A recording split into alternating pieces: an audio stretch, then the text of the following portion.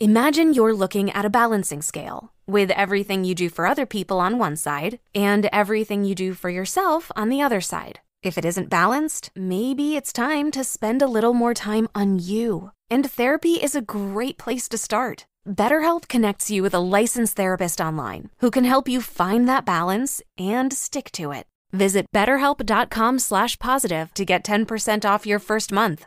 That's BetterHelp.com/positive. We made USAA insurance for veterans like James. When he found out how much USAA was helping members save, he said, "It's time to switch." We'll help you find the right coverage at the right price. USAA. What you're made of, we're made for. Restrictions apply. To their pop. Jacob Albrocht, Tommy Castor. This is Sports Daily on Wichita's #1 sports radio, 97.5 and 1240 KFH.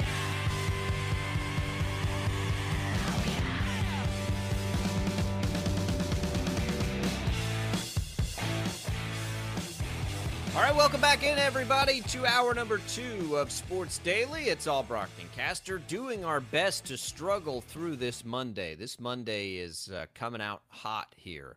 869-1240, the IHOP hotline is the number to call. You can be in touch with us on our video streams as well. You can find them on Facebook and YouTube on the KFH pages. You can also see us on Twitter at the Sports Daily Twitter page. So all kinds of good stuff. We talked a little bit about Wichita State baseball, softball, track. Busy weekend for the Shockers. Went back through Game 7. We may touch again on Game 7 a little later in this hour. But, Tommy, we kicked this hour going here with a topic I think that interests us all the time and is always at the forefront of their mind, and that's college realignment. It so clearly impacts so much of, what happens around here with KU, K-State, maybe even Wichita State. And Sports Illustrated put out a big article, a long, lengthy, in-depth. Ross Dellinger put it out there as 2 weeks ago. It's sort of his take on a big expansion meeting. All the conferences are there. It's just whatever, and like all these interested parties, right? Like there's the Big 12 and Brett Yormark and the ultra-aggressive nature. There's the Pac-12 sort of still in a survival mode. But then a lot of what's really interesting, there's a lot of really interesting stuff, so we'll just sort of make our way through it. But there's a lot of the elephant in the room here to me is and has been for a while the ACC, Tommy. I don't know what all this looks like. I no longer think that it's likely we get to a scenario where the SEC and Big Ten live in a different place than whatever else is remaining and whatever that looks like. I think the Big 12, because they gambled correctly, did their deal first, is in a position to at least be stable for a little bit. But I say this all the time, like I'm so happy that Brett Yormark is being so aggressive even now still, because that's not ultimately going to be good enough. I think it's good enough for now, right, the new media deal, but it's not ultimately going to be good enough. And the only thing that ensures that survival is massive expansion and growth. And I think that's what the Big 12 is trying to do. So you got their strategy there. You've got the Pac-12, which is still just, maybe San Diego State, maybe SMU, just sort of try to still exist as it always has and finish out this new TV negotiating deal, which again, we don't know a lot about other than they're saying it's going to be bigger, but if it's bigger, by how much, and are they all streaming, which we know schools don't want to do that. So there's that. And then there's the ACC. And, the ACC is just kind of stuck. And we know we know that people are unhappy. Florida State and Clemson very publicly so with the TV deal that they're, currently in the middle of, which by a lot of attorneys that chime in on it is pretty airtight on this grant of rights deal and, $120 million buyouts. Like, who can afford that? I don't know, but there's nowhere else to go for the ACC right now. There's no networks going to renegotiate or do anything. ESPN's laying off people right and left. Like, who's going to step up to the table right now in that world and, like, present this massive television package? Or if you're the ACC, like, expand what you already have. Like, why would ESPN grow that? They already have it, So I don't know where this stands, but the ACC is the big chip right now. And I'm curious to know what Brett Yormark is doing on that side of the world. And it's probably, we haven't heard as much, Tommy, in the short term because they've got such a ironclad and long TV deal still in place, but that's gonna be the domino, I think, that changes everything. They've certainly been insulated throughout a lot of this entire process, right? Like, we haven't heard, much about the ACC losing a lot of teams or, being aggressive one way or another. They've been pretty steady and pretty solid. And I wonder what the overall perceived value of the ACC as a conference actually is. And, where do you rank it, among, obviously SEC number one and then probably Big Ten. Then do you put the ACC there? Do you put the Big 12 there? What happens if you've got some kind of, alliance between the two conferences? I don't really know. But I do know that as of now, all of the major dominoes that have fallen thus far in conference realignment really haven't impacted the ACC a whole lot yet. And I think the key word there is yet, because I think eventually that might happen, because you've got schools, in the ACC that, could potentially be ripe for the pickings, like a Clemson or a Florida State or something like that, that could be very valuable to other conferences with the football product. So, I think that there are opportunities there with the ACC, and just because there hasn't been a whole lot of movement with that conference so far doesn't mean that it's not to come. It is. We've heard Florida State and Clemson, who I think are the two biggest power players. I mean, you've got North Carolina and some others in there, but they've very publicly voiced displeasure. And, this article, it's not like at the commission or anything like that. It's just like money. Like, they're just kind of stuck in this deal. And, for Florida State and Clemson, who I would assume could be, potential targets of the SEC or the Big Ten, $120 million buyout fee is probably worth it, at some point here, to pull the trigger on if you're those schools, because you can go earn just so much more money in these other conferences. So, there's that element to it. There's a timing element to it, because the hardest thing about all of this, and this is what the Pac-12 is dealing with right now, we just need a little time to react, but there isn't any. And even more than the Pac-12, because the Pac-12 is up against a very real deadline at the moment of now, the ACC faces a more false deadline that doesn't technically exist, but we all know it exists. Like, we all know it's there. The current state of things isn't going to stand. This is why the Big 12 was so smart. Like, the networks made their plays on the SEC and the Big 10, and the Big 12 kind of picked up the scraps. Like, here's what's left, right? And I'm not saying that derogatorily. Like, they did that well. Like, they got a really nice deal on broadcast television, right, in a place where fans are going to be able to see all the games. It will certainly enhance the profile of the league, like all of those things. And I just don't know what's going to be there for the Pac-12. And then there's the drama pointed out in the article, Tommy, like the infighting of, like, the Big 12's interested in UNLV. Why? Because George Kliavkoff, the Pac-12 commissioner, is a Las Vegas native who, the Pac-12 is trying to, like, get their footprint out to Vegas. And then, well, the Pac-12 wants to add SMU. Why? Because the Big 12 is headquartered in Dallas. Like, it's just like, what? I don't know. Like, I wouldn't have the energy for it. But I do think expansion is key. I've said this for 3 years now. Whenever it was that we learned, like, Texas and Oklahoma were leaving. I mean, my first instant thought is, oh my God, you better get so big that this doesn't happen again. And the Big 12 is taking that approach now.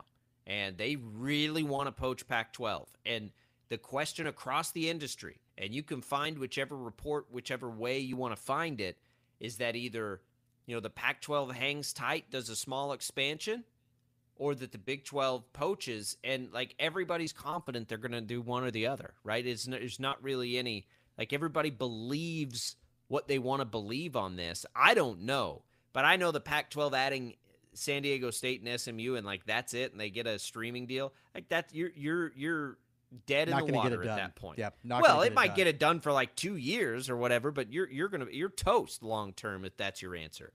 You have got to, like, in a perfect world, the Big 12 and the Pac-12, and I said this a long time ago too, and the ACC would have just formed their own super league and had a West, Central, East, or however you want to split it up, and just say, forget you guys. Like, we're going to have our own, deal here. Because I don't know what else you can do if you're the Pac-12 other than expand greatly. It's going to either be expand greatly or die. I mean, that's it. Those are your two options. Yeah, and digging your heels in the ground and saying we're not going to do, this aggressive expansion. We're going to add schools that fit the pedigree of the Pac-12. It's stupid. We've said that for months. That is a stupid strategy. I don't particularly care about SMU all that much. That being said, though, it's always been a little surprising to me that the Big 12 didn't gobble them up, because you have the built-in rivalry with TCU a little bit, right there in the same metro area. Historically, they've had an okay football product. There have been a couple of years they've had a decent basketball product. So that was a little surprising to me. SMU's not a needle mover, though, right? No, it's not. But in the announcement with the American that you're grabbing UCF and you're adding BYU, like SMU, okay, like that would have been fine. I would have been okay with that. It's not a huge deal to me. I don't think it moves the needle for the Big 12 by itself, and it certainly doesn't move the needle for the Pac-12 by itself either. Even if you're adding San Diego State with SMU, doesn't really do a whole lot for me. Yeah, I mean, San Diego State does do a lot for me, and I really, really, really want the Big 12 to get them. But, you got to understand when the Big 12 expands and adds Houston and Cincinnati, they're adding some massive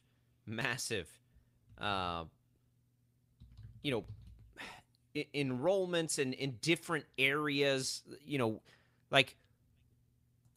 right? You're targeting South Florida. The University of Cincinnati's enrollment, Tommy, is like 40,000, right? Houston's even bigger. I think Cincinnati's undergrad as of 2021 was just under 30,000, and then it goes up. SMU's got like 10,000 kids, right? And I know it's in Dallas, but they've already got small schools. They've already got TCU and Baylor. I don't think you're moving the ratings needle in the Dallas market. Is it the enrollment or is it the size of the market? I think it can be both. And I think you can make up a little bit for the lack of enrollment by the large market that you're in and the built-in rivalry with TCU and all of that, right? I think that that helps a little bit. It's not the end-all be-all, but I think it helps a little bit. It's facilities, and I don't know a lot about SMU's facilities, but it's facilities. It's they already own the Dallas market. So the urgency, if you're trying to expand your footprint, and maybe the SMU's a candidate someday, I don't know. But there's a lot of money at that university too, right? You've got a private university. I mean, that's a fairly wealthy university. But let me just tell you, as somebody that grew up in Texas, SMU has no footprint, right? It's where all the rich kids go. I mean, and that is, I'm not saying that as an offense or anything. It's that's what it is. For me, who grew up and if I had to power rank the relevance of SMU athletics in the state of Texas, it's not very relevant. It's just not. And it's a place where that's really expensive, and rich kids go to school. So you've got even and look, Baylor may have been in that same boat in TCU a long time ago when they got added, but that's not the reality anymore, right? And now, since they've been added, of course, they've grown their profile, and they're these massive, sports juggernauts. TCU, for God's sakes, just played in the national championship game. But it was, it's very different, I think, when you're looking at expansion and you're going into, Tampa or Orlando, I should say, I guess, and Houston and Cincinnati and places you aren't currently. When the Big 12, think about when the Big 12 lost Texas and Texas A&M, Houston's kind of down there on an island now. I'm talking about the city of. So that's very much a move of now we have to get into this major television market again, because most people in that part of the state are either Texas or Texas A&M fans. And so you got to get something there. And they did a good job. Houston's got just a massive enrollment, by the way. And I think a growing, obviously, fan base and everything else. So when you talk about San Diego State or UNLV, are you kidding me? Go get them. Go get into those markets, because what we know is that brands will grow, right, as they join these big leagues. TCU and Baylor are great examples of that. Once you get in there, your profile grows tremendously. Right away. Look at what UCF did with with Jaquan Walton. That's the player that was the number one team in the country went after. Now UCF's got him. Here's my point, though, and when I say that San Diego State and SMU, it doesn't really move the needle for the Pac-12, what I mean by that is those two institutions, if that's all the Pac-12 is going to do, that doesn't move the needle. That doesn't save the conference. But if you're going and getting San Diego State and UNLV, if you're the Big 12, you're getting those schools in addition to who you've already went and got at Houston, Cincinnati, Memphis, UCF, BYU. Okay, like that at that point, all right, I can get on board with that because that's an aggressive expansion in multiple time zones across the country where you've got windows of opportunity there basically from sun up to sundown. I'm okay with that. The Pac-12, they're not willing to be, at least as of now, aggressive in their expansion efforts. And if they're only going after San Diego State and UNLV potentially, okay, doesn't really move it for me. Chris says he agrees they need to get bigger schools in other regions, looking at the West Coast and mountain regions. Mike asks, can leagues get too big for their own good? I don't think in the current landscape that anybody's going to be in danger of getting too big, Mike. Yes, you can, but it's not going to come into play, I don't think, here. I agree, Tommy. Needle mover for the Pac-12, SMU and San Diego State, no. SMU, maybe. San Diego State, no, because you're already there, right? Like you already own that. Now, Big 12, it is a needle mover. The Big 12 needs to get west. Going to San Diego and Vegas, if you talk about UNLV, that's two great places to go, right? Like you're not getting into LA at this point. They're gone. You're not getting into, wherever, but you can sure get into San Diego and you can sure get into Vegas and do both of those things. The Big 12 in Vegas, I mean, it's got to happen. It's got to happen. And whether they've got a school located there or not, I can almost guarantee you, just like the rest of the world, Vegas will factor into the Big 12's plans of something at some point. That's just the way things are going right now. And so I don't know what else is out there that in Vegas that you could get a hold of, but if UNLV will join the league, I think UNLV's profile can grow in the Big 12 for sure. And go get them. If they're not a great football program, that's okay, because they're probably going to be a great basketball program if they're a Big 12 team, I would guess. And then you're in Vegas. And San Diego, to me, is a no-brainer. Like, San Diego is starved for something right now. They lost the Chargers. They're going nuts for the Padres because it's what's there. You've got a basketball team that just played for a natty. I think my wife is from San Diego. I think they would be all for and get very excited to join the Big 12 because now you got something to go nuts for again. And you got all these great games every year and all that stuff. Heck yeah, go for San Diego State. Can the Big 12 compete with the Pac-12 for San Diego State? I don't know. I'm very interested in that question. And then if you're the Pac-12, you have to worry about the Four Corner schools, which the Big 12 has very publicly been gunning for a long time now. Hey, look, I think that the Pac-12, there is a real likelihood with San Diego State, in my mind, where they could be overly desperate to get San Diego State. And then at that point, it makes it really difficult to compete with them. I think that eventually the Pac-12, I would think at least, they haven't done it so far, but at least at some point potentially come to their senses and think, man, we're going to get left in the dust. We got to go do something. And maybe they go a little bit too aggressive, a little bit desperate for San Diego State. I would be surprised if the Big 12 is actually able to land San Diego State, just because I think the Pac-12 will say, look, we got to have you. We'll do whatever it takes to get you. I don't know, what is, if you're San Diego State and you got two offers on the table, one's from the Pac-12 and one's from the Big 12. You got to think long and hard about the Big 12. I know that geographically, there are probably a lot of old school, people that would be like, oh, this is our dream come true. It's what we've been waiting for forever. We're going to be in the Pac-12. But you have to see the writing on the wall. And that's sort of in this article, and the reason it puts it back to the forefront. You have to see that there's not a lot of confidence in the Pac-12's ultimate survival here. If they survive, it feels like it's only going to be for just a little bit longer before their fate is ultimately sealed because they seem so resistant to large-scale growth for some reason. I can't figure it out. Like, why on earth would you be resistant to this? Look at the Big 12 before and look at the Big 12 now.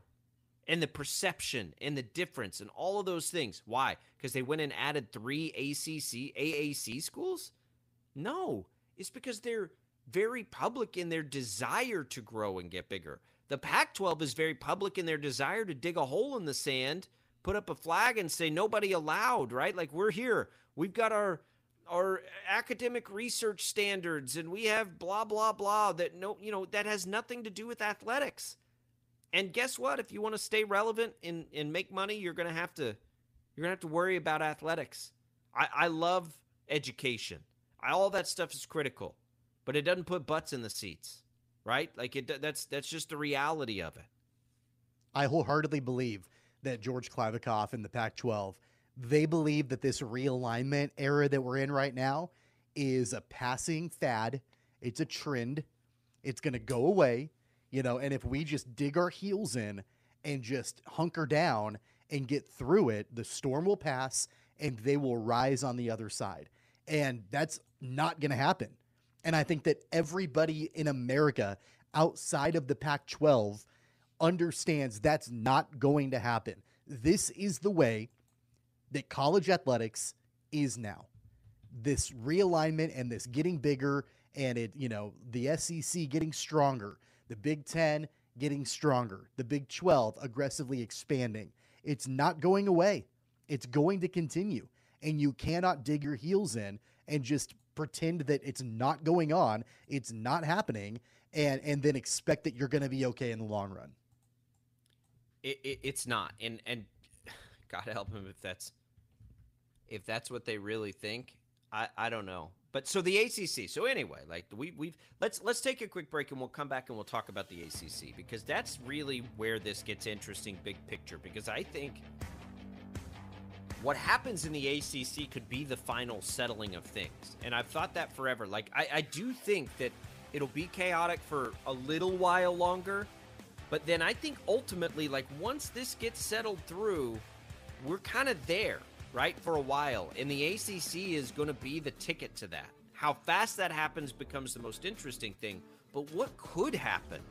SI rolls out a couple of different scenarios. We'll talk through them as we continue to talk college expansion on a Monday edition of Sports Daily. Albrocht and Caster, IHOP hotline wide open, 869-1240. Good discussion happening right now in the comments on our video streams if you want to join in there.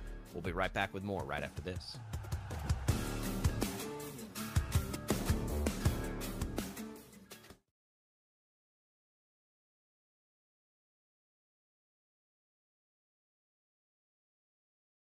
We made USAA insurance for veterans like James. When he found out how much USAA was helping members save, he said, "It's time to switch. We'll help you find the right coverage at the right price. USAA. What you're made of, we're made for. Restrictions apply."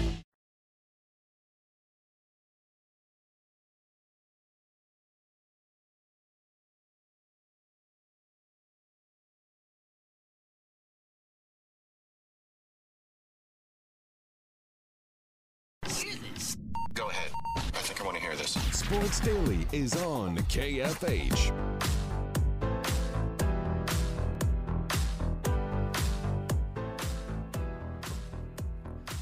All right, welcome back, everybody. Sports Daily on KFH. Jacob Albrocht, Tommy Caster here with you on this Monday edition. We're talking a little realignment. The Sports Illustrated, Ross Dellinger, put out an extensive article on some meetings that happened recently and just sort of how everything's playing through. We talked Big 12, Pac-12 is obviously a big part of that. The ACC is the other big part of this.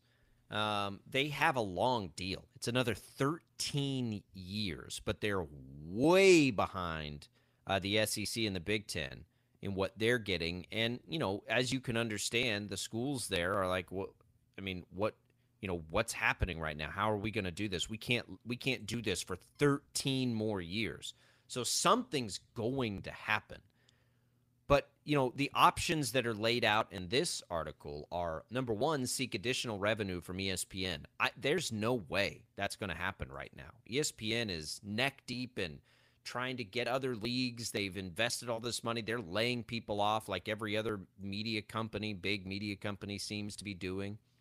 And then there's, the option number 2 of teams seceding from the league and paying the $120 million exit fee, which if it's to the Big Ten or the ACC is probably a decent thing to consider. Like if you're Florida State, Clemson, North Carolina, whatever, and one of those leagues wants you, you can get, you're going to make up that money over 13 years, right? Which is what you're stuck in now. Option 3 then is create another league. Then there's an option, which is probably not a real option either. And then there's a 4th option he just says that could be, discussed, and that's changing a revenue distribution model to a merit-based system, which is just like, oh my God. That's never going to happen. Well, I mean, even if they get there, again, these are all Band-Aids, right? Like everything we just laid out outside of secede from the league, to me, at the moment, seems like a Band-Aid. There is not going to be, in the ultimate dust set, and this is where I always have to really think about this topic, like, where does this all end, right? Like, what is the end of this? And I don't think the end of this is a Power 5, right? The end of this isn't going to be the SEC, Big 10, Big 12, Pac-12, and ACC all competing like on a level field. That's not the end. Now, do I think that it's going to be the SEC and the Big 10 and then everybody else does their thing? No, I don't think that either. What I think is some universities will rise up, right? And somehow, whether it's 2 or 1 league, I can't decide on what I think will happen. Whether there is 1 more league or 2 more leagues, I hope that there are 2. Like, I hope nobody that's currently in Power 5 athletics won't have a spot in Power 5 athletics. That, to me, is the worst-case scenario. And that's what we feared, right, for Kansas State and Kansas. That's, that was the fear at that point. Like, well, God, we don't want them not playing at the highest level of college athletics. I think the fear was real for Kansas because of how bad their football program was for a long time, like being left in the dust, where, they couldn't compete, at least on the field, with, the other programs because that football program was so bad for so long. And there was, this thought that like, oh, well, they'll want us because of our basketball program, but that's not in the reality. That's not how that works. And right now, the only league that values basketball that way, quite frankly, appears to be the Big 12, which could be the thing that changes and saves all this if Brett Yormark's right about that, and that basketball, men's and women's, have this, separate value that's much greater. That could save all of this, because if schools realize that and the market plays that out, then you're going to see some survival. But we don't know that yet. That's still a pretty big risk. So I hope nobody goes down. But if everybody, to me, it's always needed to be that 3 other Power 5 leagues need to become 2 other Power 5 leagues. And if that can happen, I think we have like the math works better. In a playoff, it works better. Fitting in 4 instead of 5, the round number, like all of these things. And there is enough strength collectively between the 3 remaining leagues to come up with 2 really strong leagues, right? If not 1, if it's not going to be 1, which, probably isn't very likely, like 1 coast-to-coast league that, encompasses all of it, and it would be so big, though. It would be better to get it to 2. And how do you do that? Well, if you're the Big 12, you want to make sure you're driving the bus of one of those 2, and you go get everybody you can get on yours. And then probably whatever's left of the rest, which might mean, a lot of West Coast schools and a lot of East Coast schools and not a lot in between, that may need to be what happens. But I think I think that's where this ultimately gets, is instead of a Power 5, it's a Power 4. And that stuff's going to matter because right as it currently looks, one of those, 4 that's not the Big 12 looks like in a much better bargaining position. But if they can go, like, as soon as their sites clear west, and I think the only reason they're west right now is because the TV deal east is so much stronger and longer, they're going to do the same thing east. The Big 12 is going to go after some of those schools the same way they are right now west. Can I throw out something also that I've thought about a lot during this process. What is the relevance in this new scenario that you're bringing up? What's the relevance of the NCAA as a governing body? I mean, because I think that you would have a league or a couple of leagues that could be more powerful than the NCAA. I think the SEC, SEC is already in a position where they're more powerful. The member schools are more powerful than the NCAA as a governing body. So what would be so wrong with having, whether it's a Power 4 or a Power 2 or a Power 1, I think you can govern yourselves, right? Like, I don't necessarily think you need the NCAA as a governing body. You do need something to try to level a playing field as much as you can, or at least have the perception of it. You do need an academic compliance arm. I mean, you just have to have that. And you need an organizing body. And think about the NCAA, Tommy, whose sole purpose is those things and how much it struggles with those things, right? Imagine conferences adding that onto their plate. So what is Brett Yormark now a compliance guy? Like how does that happen? I do think, as much issue as I've got with the NCAA, and I have as much as anybody if you listen to this show, I do think its place is necessary. You do have to have a governing body, right? Like, you've got to have some collection and organization and, well, number one, like, for all the other sports that aren't football and basketball, it's pretty critical, right? Like, you have to have these tournaments organized and put together and working with universities and cities and like all of that stuff. The conferences aren't equipped to handle all that. They just can't. If the NCAA can't, and that's what its only purpose is basically, how would that add to the plate? I just don't think there's any way. You'd have to have 4 different NCAAs basically if you went down that road, because they're going to have to try to get the same systems in place to be able to function anyway. There has to be a functioning body. I don't know. I just think that there's an opportunity to, as you are working on a realignment and moving people in different places, to also redefine and reestablish what the overall governing body looks like for college athletics. And maybe that is the NCAA in its current form. But I think at this point, we've realized that all bets are off when it comes to, norms and traditions and things like that in conferences. Texas and Oklahoma going to the SEC, USC, UCLA going to the Big Ten, all these different changes that are happening. It gives you an opportunity, a little bit of a license for these schools and the conferences to say, you know what?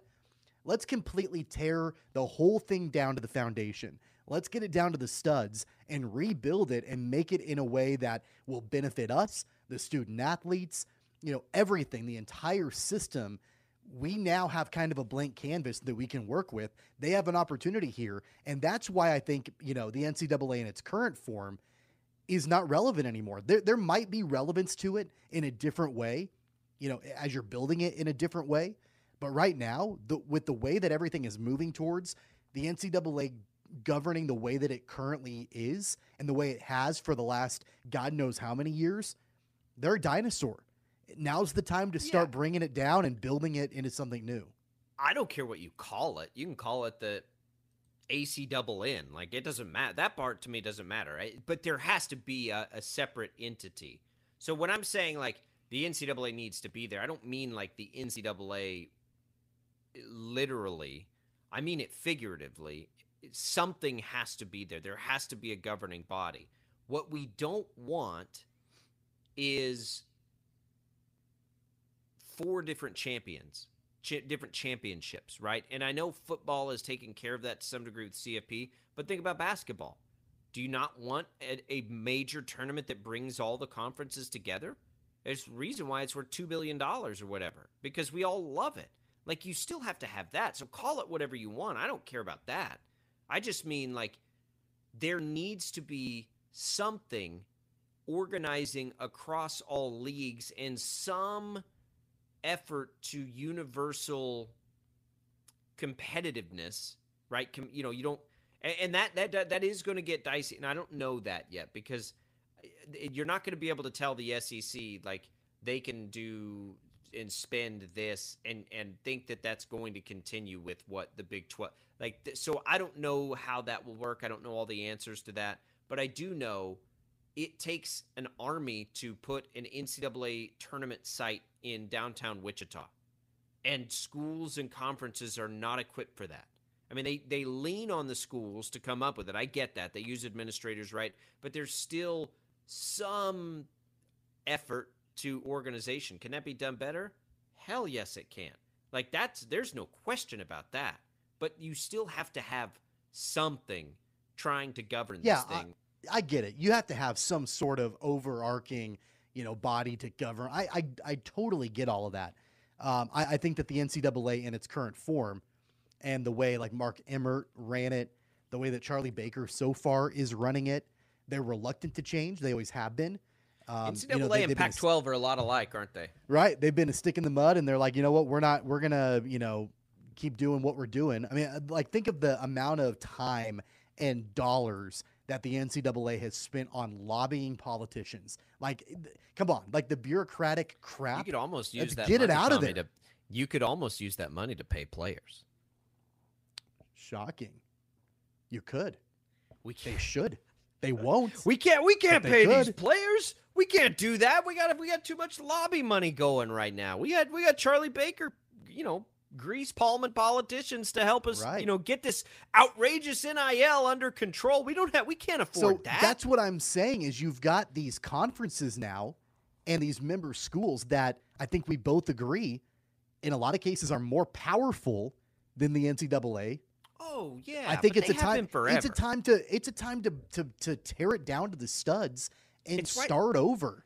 Right? How often when was the last time do we see the NCAA go after somebody anymore?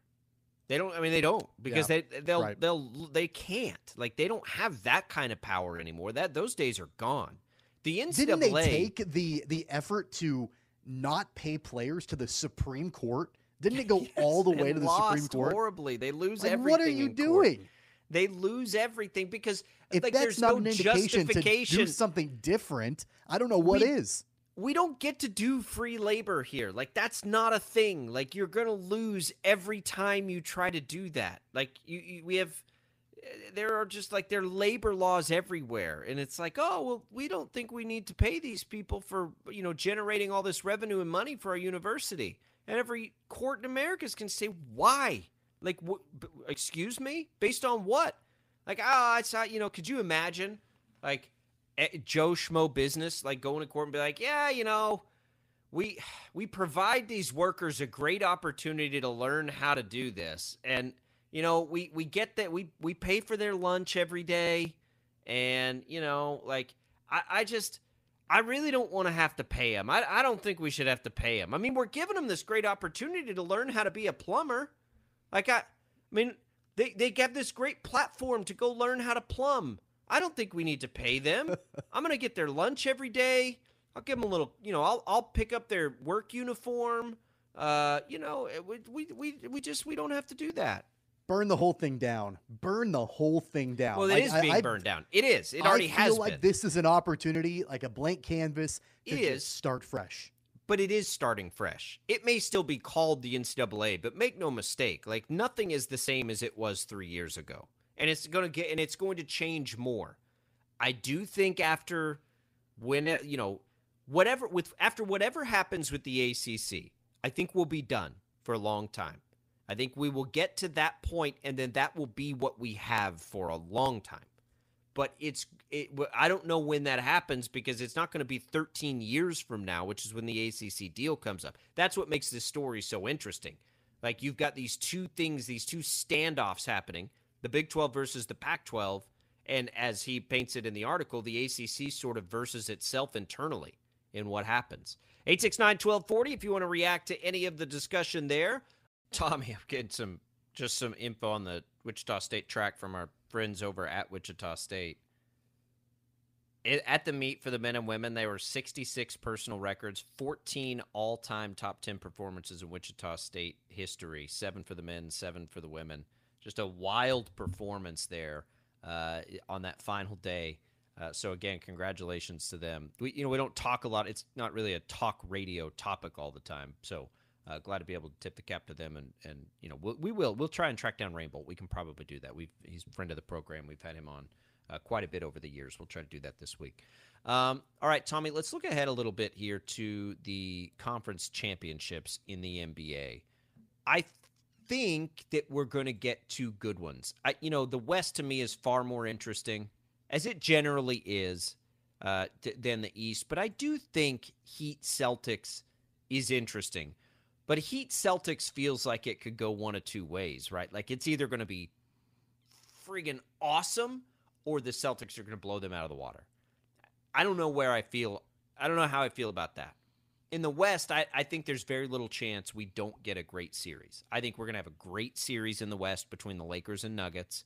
And in the East, I do think there's concern. I hope that, because I do think, like, if it's competitive, it's going to be awesome competitive in the East. But I do think there is a chance the Celtics just roll through that series. Yeah, I just wonder, you've got Jimmy Butler, who has been incredible during the postseason. You wonder, can that continue, and can he do it by himself against a team like the Celtics? Or, is there going to have to be more? And I don't even know where that production is going to come from. Is it going to come from Kevin Love? I don't know. I have no idea outside of Jimmy Butler how the Heat can get this done with the Celtics. But Butler's been a guy that he's consistently put the team on his back, and they've gotten it done. Yeah, it's what they do. I mean, that's kind of how they roll. No big deal. Like, that's what we expect out of them, right? But we'll see. I just don't know, like, I don't know who it's going to – I don't know anything about the Heat other than Jimmy Butler's awesome and that they're there and they're well coached. But that's the question, right? Like, they can ride Jimmy Butler to a series victory against the Knicks, but can they ride Jimmy Butler to a series victory against the Celtics? I don't know. I don't either, because they're hard to predict, though. Like, I don't want to write them off completely because that's kind of what they do. I mean, they're an 8 seed, and the Lakers are a 7 seed, but the Lakers – with LeBron and AD, and like, am I surprised that the Lakers are here? Am I surprised that the Lakers got through the Warriors? Yes, I am. But it's not like this crazy, outrageous, like we've all thought the Lakers, if they play their best, could win a title, right? Like, nobody thought the Heat could win a title, and I'm not sure that I still do. I don't think that I do think that. But Lakers Nuggets, man, like that, this is juicy. You've got Jokic with a chance to justify and silence the, for whatever reason, haters he has. And how many more of these chances is he going to get? I don't know. But their standing in the way is probably the last chance LeBron James is going to have at another title, right? And you have this AD LeBron. Like, this series to me has got it all, man. And it's funny how often LeBron is involved in these, career-defining moments. He was involved in, Dirk Nowitzki's, and that solidified it for Dirk. And I always compare, again, not style, but just sort of perception and legacy, Dirk and Jokic. And here we go. Jokic has got a chance. And if you can go through them, and look, they would have to get through them, and then potentially, like, let's say it's the Celtics, the Nuggets. Like, this isn't going to be a winner of the West wins it all, because I think the Celtics, who, by the way, remember, we just talked about it, are the betting favorite. I do think the Celtics are the betting favorite, Tommy, because they're so much more likely to get there. I think the reason they probably passed, I thought about this after we looked at that early in the show. If you missed it, the Celtics have a better odds to win the title than either the Lakers or the Nuggets. But now that I think about it, I think it's because the Celtics are such heavy favorites in their series, and they're so likely to get there, when the Lakers-Nuggets feels more like a coin flip kind of a series. Yeah, I think that the Nuggets have this opportunity now to show that they belong. Like, not that they haven't belonged before, they right? do. But they're like, finally healthy. Like, this is their right. final real shot. Like, they're not their final, but they finally get that real shot, right? They're healthy. Things are going well. Like, there's no, but they don't have this player or whatever it is. Like, this is it for them. Yeah, and so I think that opportunity is in front of them. We talked about it on Friday, about the pressure that is on the organization. I still think that the pressure is more on the Nuggets organization than it is on Jokic individually, but the pressure's there regardless, right? I think they run think that hand in Jokic, hand. I think Jokic, there's going to be pressure on him, I think, individually, but the organization has got to do whatever possible to help Jokic get a championship. So that's where I think the pressure is more on their shoulders.